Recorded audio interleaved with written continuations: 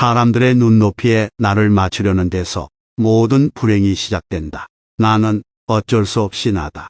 내가 나를 부끄러워하지 않는다면 사람들도 나를 부끄러워하지 않게 될 것이다. 좌절을 경험한 사람은 자신만의 역사를 갖게 된다. 그리고 인생을 통찰할 수 있는 지혜의 길로 들어선다. 책을 산다는 것은 좋은 일이다. 이와 함께 읽을 수 있는 시간까지 살 수 있다면 말이다. 그러나 사람들은 책을 산 것만으로도 그 책의 내용까지 알게 된 것으로 착각한다. 강인한 사람은 자신의 운명을 한탄하지 않는다. 할 수 있는 일이라면 기꺼이 하고 견뎌야 하는 일이라면 기꺼이 견뎌내라. 어쩔 도리가 없는 상황에서는 상황이 좋아질 것이라는 일말에 기대조차 갖지 말라. 우리는 우리가 살고자 하는 삶이 아니라 살 수 있는 삶을 살아야 한다. 인간이 살고 있는 이 세상은 그가 바라보는 각도에 따라 모양이 달라진다. 지금 얼마나 많은 사람들이 그대보다 앞서 있는가를 생각하기보다는 얼마나 많은 사람들이 그대의 뒤를 따르고 있는가를 생각하라. 고통이란 삶의 본질적 요소이다. 절제가 기쁨을 낳는다. 언제 닥칠지 모르는 사건 때문에 마음의 평화를 잃는 일은 없어야 한다.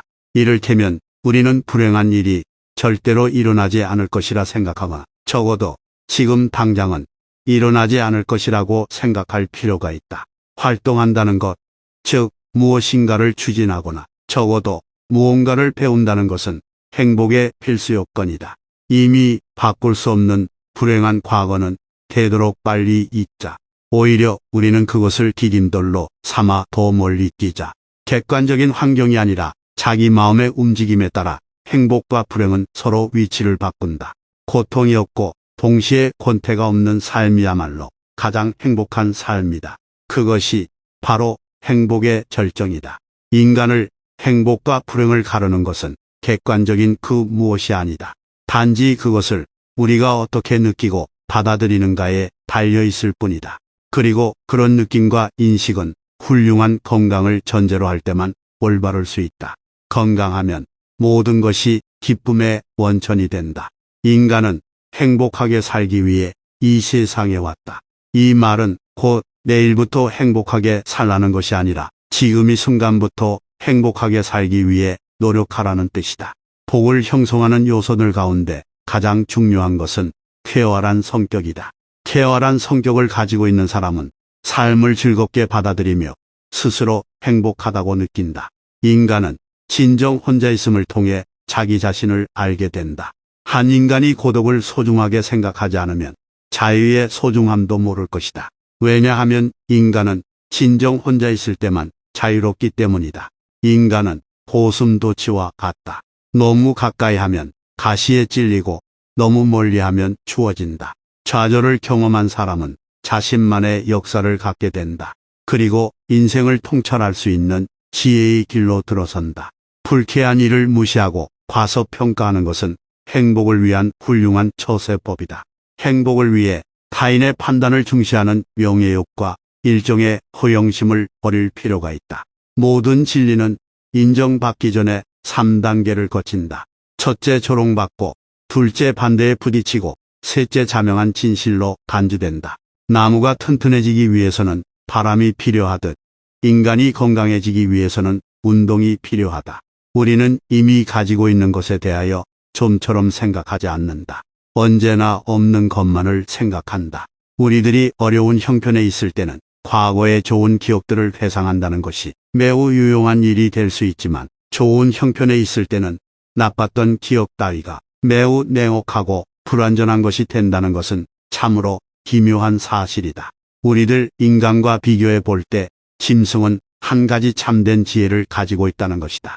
그것은 현재라고 하는 순간을 늘 차분하고 조용한 기분으로 지낸다는 것이다. 이 세상에 있는 모든 생물은 살려고 하는 의지를 충분히 가지고 있으나 이 의지가 충분히 만족되지 않기 때문에 산다는 것은 괴로운 것이다. 인간의 행복은 그의 건강에 의하여 좌우되는 것이 보통이며 건강하기만 하다면 모든 일은 즐거움과 기쁨의 원천이 된다. 용기란 우리들 인간이 행복을 누리는 데 있어서 하나의 중요한 구실을 하는 요소이기도 한 것이다. 인생의 첫 40년은 자신이 직접 쓴 소설이며 나머지 30년은 그 소설을 해설해준다. 행복은 만족을 모른다. 착시, 현상과 비슷하다. 늘 또 올 것만 같은 그 무엇이다. 우리가 행복에 가까워지고 있을 때 행복은 지평선처럼 저 먼 곳으로 달아난다. 재능은 타겟을 보고 타겟을 정확히 맞출 수 있지만 천재는 사람들이 볼 수 없는 타겟을 본다. 진실의 발견은 효과적으로 방해받는데 이는 실체의 잘못된 시선으로 오류를 낳은 것도 아니요 모자란 추리력도 아니다. 바로 선입견과 편견이 주범이다. 모든 사람은 자신이 보는 만큼만 세상을 보고 그게 전부라고 생각한다. 푸는 바닷물과 같다. 그 짠물을 먹으면 먹을수록 우린도 목마르며 그건 명예도 마찬가지다.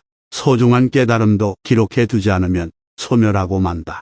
젊은 시절은 통찰력과 상상력에서 뛰어난 시기이고 노년 시절은 통합력과 분별력에서 뛰어난 시기이다. 행운은 거울 속에 나를 바라볼 수 있을 만큼 용기가 있는 사람을 따른다.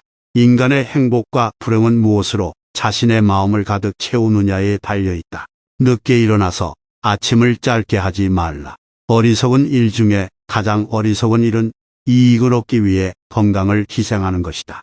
평범한 사람은 시간을 어떻게 보낼까 생각하지만 재능 있는 사람은 시간을 어떻게 사용할까 노력한다. 인간의 사교는 사교가 좋아서가 아니라 고독이 두려워서이다.